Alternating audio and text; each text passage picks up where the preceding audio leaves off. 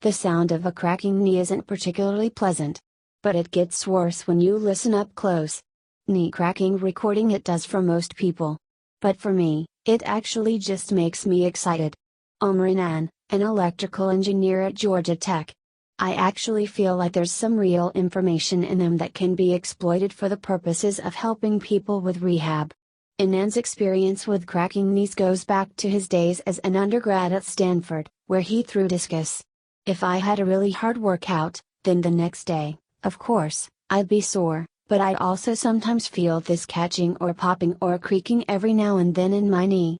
A few years later, he found himself building tiny microphones at a high-end audio company.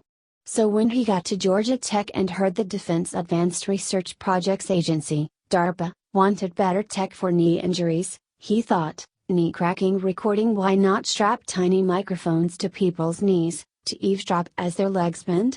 What we think it is the cartilage and bone rubbing against each other, the surfaces inside the knee rubbing against each other, during those movements.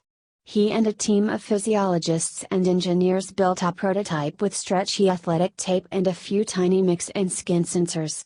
And preliminary tests on athletes suggest the squishy sounds the device picks up are more erratic, and more irregular, in an injured knee than in a healthy one. Which Anand says might allow patients and doctors to track healing after surgery. Details appear in the IEEE transactions on biomedical engineering.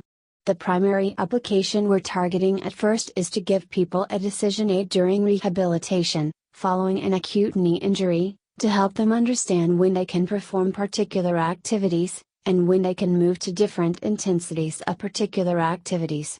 A useful thing to take a crack at.